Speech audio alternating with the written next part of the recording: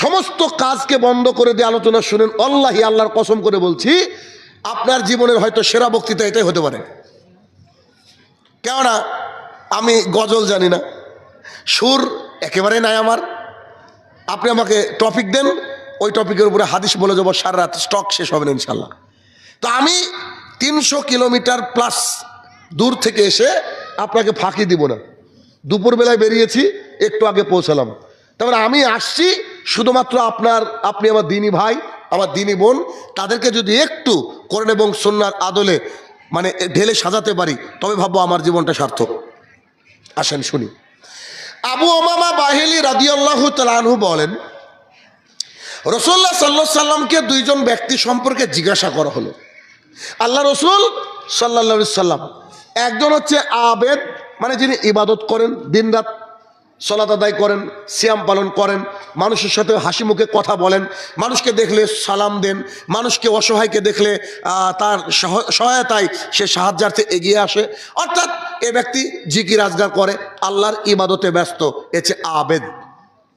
আর আরেকজন ব্যক্তি হচ্ছে আলেম, যিনি দ্বীন ইসলামকে জানলেন, জানার পরে নিজেকে অ্যাপ্লাই করলেন, করার পরে জাতিকে পেশ করলেন।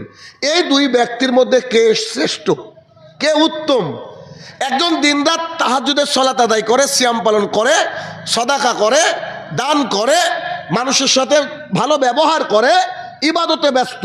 আর আরেকজন হচ্ছে আলেম, যিনি কোরআন এবং সুন্নাহ জেনে মানুষকে প্রকাশ করে, মানুষকে বলে দেয়, ওই অনুযায়ী মানুষ তার আমল করার চেষ্টা করে। আল্লাহ রসুল সাল্লাল্লাহু আলাইহি সাল্লাম, আপনি বলতে পারবেন কি, আপনি একটু বলেন না আমাদেরকে যে এই দুজনের মধ্যে শ্রেষ্ঠ কারা? তখন রাসূলুল্লাহ সাল্লাল্লাহু আলাইহি সাল্লাম বলছেন, শোনো, একজন আবেদের উপরে আলেম হচ্ছে ওই রকম যেমন আমি মুহাম্মদ সাল্লাল্লাহু আলাইহি সাল্লাম আল্লাহর কাছে যেমন, বাকি আর পাবলিক, সাধারণ পাবলিক এমনি মানুষ যেমন এতটা দূরত্ব না। বুঝতে পারলেন না? কেমন কি?